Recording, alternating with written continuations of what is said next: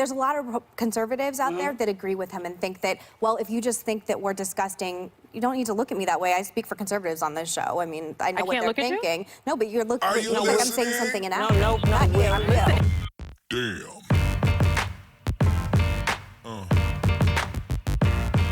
Yeah.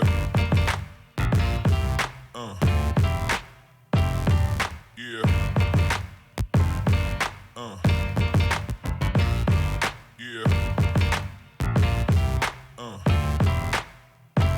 Shows the quote, Democrats are losing their war on women in the Trump administration. Oh, please. Oy, Gavolt. Go ahead, baby. Yeah, I mean, it's just, I was actually really... Yeah, well, he signed a bill. It may not go through. They but said it was he's a proposal. I'm being told it was a proposal. He hasn't signed it yet. It's on the track, and there are other things like that. Yeah. Go ahead. Well, I was just frustrated when I read this tweet because we as conservatives are railing all the time. One of the tenets of the things that I believe in is that we should get away from identity politics, meaning like if you're a woman, you automatically have to believe these things. If you're a man, you automatically have to believe these things, et cetera, et cetera. And during the election, I felt a lot of messaging coming from the media, everyone from Madeleine Albright, who said there's a special place in hell for women who don't help each other, Hillary Clinton saying women supporting President Trump are publicly disrespecting themselves, Michelle Obama, any woman who voted against Hillary Clinton voted against their own voice. All of these things, I felt a lot of pressure like, oh my gosh, if I have a uterus, I have to vote for a woman. So it's hypocritical for the administration on the other side to be coming out and saying, oh, Gina Haspel's amazing because she's a woman. And it's like, we should be picking the best candidates, period, across the board for everything. I've been one. I know my position has often been that, you know, women should support women because the stats make it very clear that when women are in office, women's issues are in the forefront. And so I think it's something that should be considered. A woman's issue for me is terrorism. We've talked about this many times on the show. For me, my women's issues, foreign policy, number 1, 2, 3, 4, 5. And the idea that like Planned Parenthood is the number 1 issue for women in America. No, not the number 1, but there are issues that are specific to women. It's just false. I'm sick of this. I'm sick of the idea that all women's issues. There are issues that are specific to women, and women legislators are more likely to introduce legislation that specifically benefit women, and that's just a stat. If you go into midterm elections with that message, it is not going to be the blue wave you think it will be. That's my message. I got a message. It worked so well in 2016. That's my message. But let me just finish. I think actually everybody's how is Mike Pence? How is the Trump administration a values-driven administration? I mean, we have talking about being values, and a lot of times it's in reference to being pro-life, which I assume you said you were at one point in time. I don't see the values in that administration with Rob Porter beating. But in the political term of what it means is being valuing life. That is it is a old term that's been used in politics. It didn't just Meghan, that's not with true. The Trump administration. Values-driven means not only being pro-life, it means being pro-marriage, it means being pro having good values, it means pro-compassion, pro-empathy. You know exactly.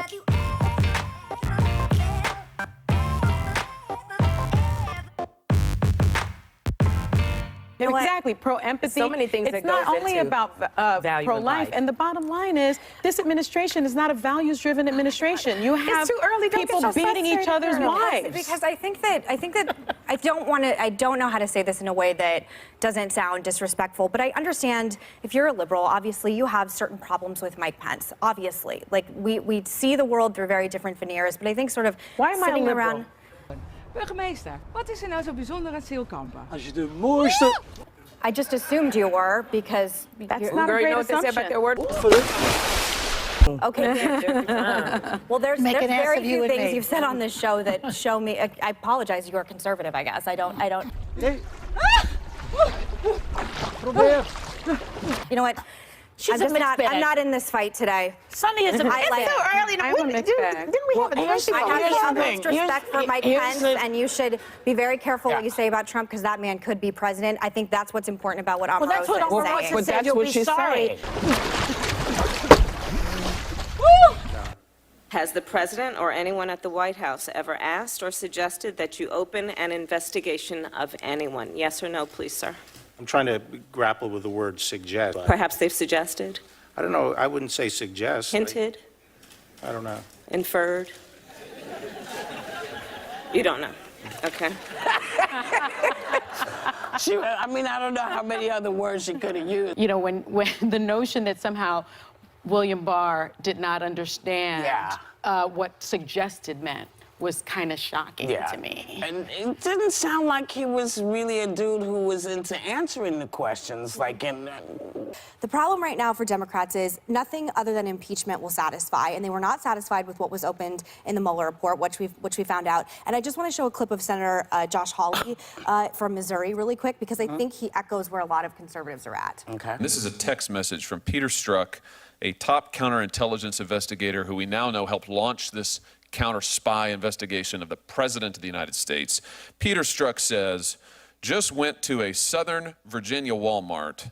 I could smell the Trump support. The appearance of politicization, though, with the FBI, with investigations, with the government. But there's a lot of conservatives out there that agree with him and think that, well, if you just think that we're disgusting, you don't need to look at me that way. I speak for conservatives on this show. I mean, I know what they're thinking. No, but you look like I'm saying something inaccurate. No, not you. I'm listening to you. Yeah, but I echo that. Okay, so let's get back to the point that you're making, because I want you to say it. But I do think when you see the text messages with people that work for the FBI that are so clearly politicized.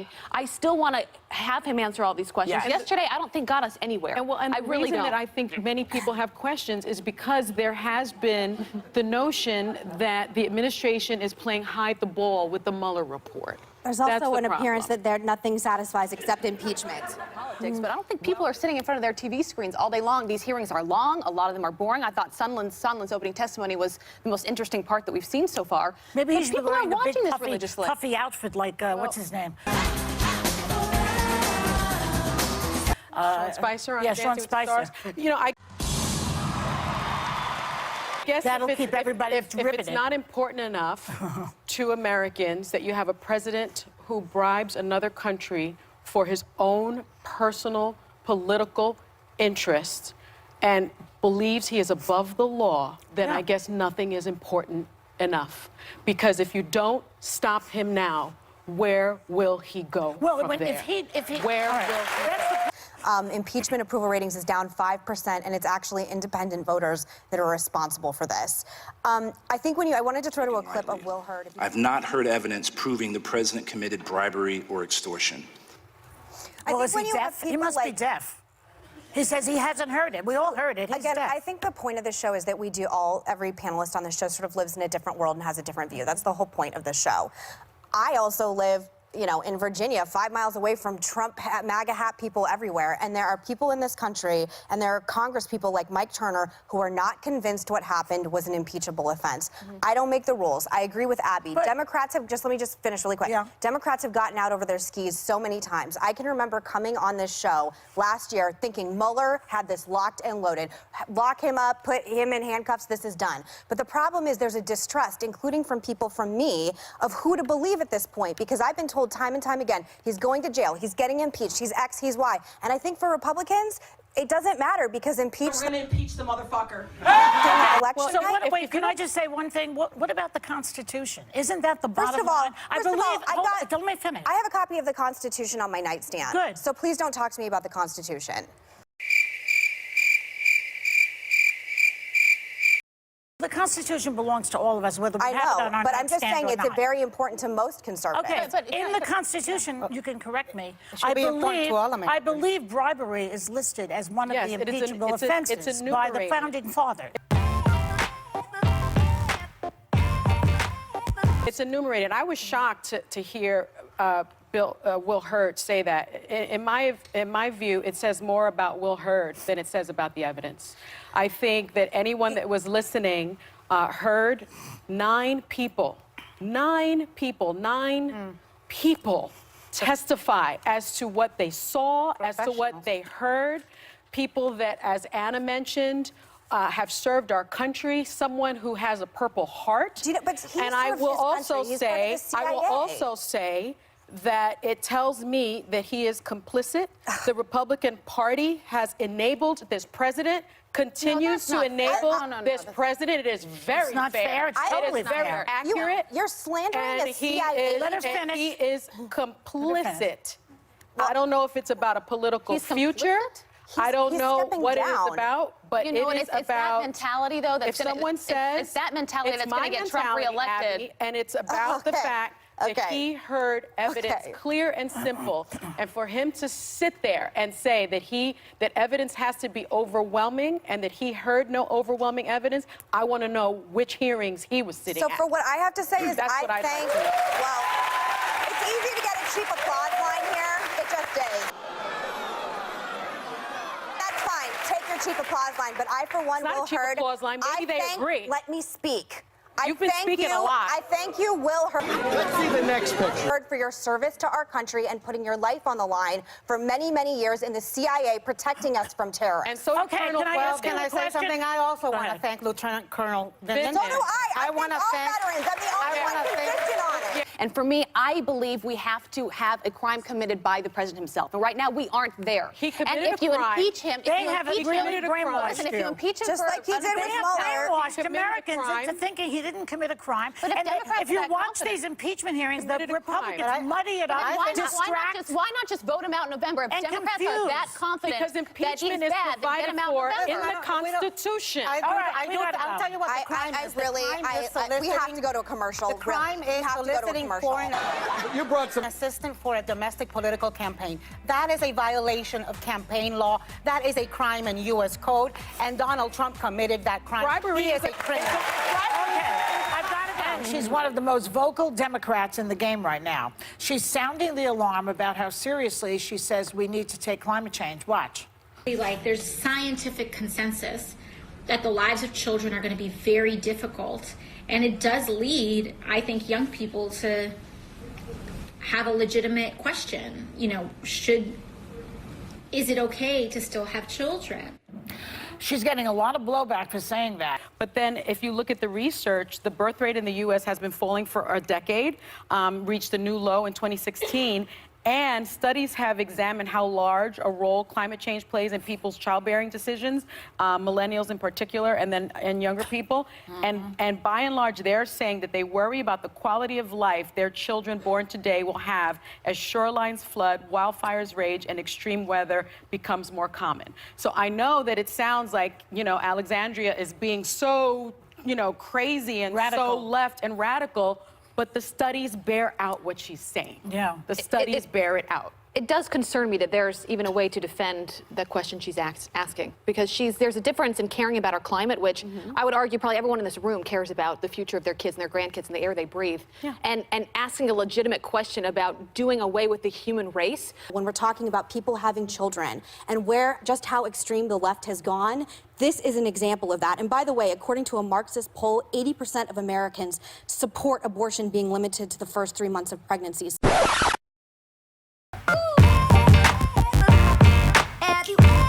So if Democrats want to win an election going forward, are you going to be the party of late-term abortion, the party of infanticide? Let me finish, please. I believe AOC is the leader of the party, and if you think that is how you win back the White House, I'm here to tell you I spent a lot of time in red states. I'm from a red state. That is a losing argument. I need to push back on that, only because... Thank you very much, ma'am. Yeah, I need to push back on that. Thank you so much for your time. Appreciate it. Excuse you.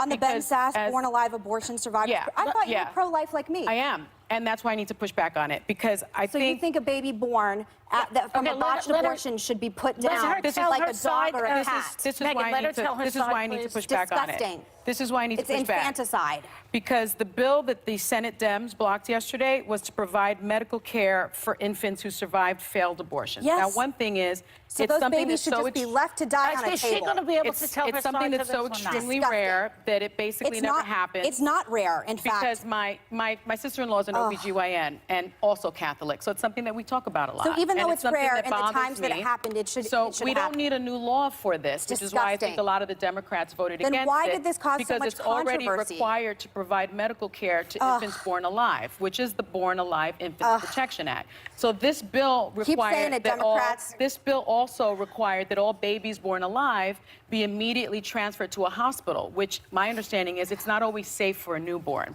And passing this bill would impose legal and criminal penalties on doctors who don't comply with that. Yes, the doctors isn't who would in the not best provide interest medical of the care infant. for an aborted So child this who is part, survived. I think, that doctor of a larger should be punished. strategy to paint. Thank you. That doctor should be punished. By the way, this is also. Can I just finish? Passing the bill would impose legal and criminal penalties on doctors who don't comply with moving the infant, even if it isn't in the best interest of the infant. How often does something like that actually happen? And it is extremely rare that this sort of failed abortion happens. And even in the case when it happens, doctors are required to make sure that the baby receives medical treatment. Strong pro-life women know exactly what I'm saying. Okay, we're changing gears. They know exactly what I meant. And if the Democratic Party wants to be the party of infanticide, all right, we got that it. is their We got it. choice. And that he heard no overwhelming evidence. I want to know which hearings he was sitting So at. for what I have to say is That's I what I'd think, like to know. well, it's easy to get a cheap applause line here. It just is. And that's fine. Take your cheap applause line. But I, for Are one, you have heard, listening? I Maybe they think, agree. let me speak. Damn. I'm from a red state. That is a losing argument. I need to push back on that. Been using politics to do No, this Meghan, that's not with true. the Trump. I thought you were pro-life like me. I am, and that's why I need to push back on it. If you're a liberal, obviously you have certain problems with Mike Pence. There are issues that are specific to women, and it's just false. this is why I need to push back on Disgusting. it. This is why I need to It's push back. infanticide. I think sort of Why am I a sitting liberal? around. I just assumed you were. You don't need to look at me that way. I speak for conservatives on this show. Show me. I apologize. You are a conservative, I guess. Not you. I'm listening to you. But it's easy to get a cheap applause line here. It just is. Only because. Thank you very much, yeah, ma'am. Yeah. I need to push back on that. Evidence Okay. clear. It would be nice. She's a misfit. I'm not in this fight today.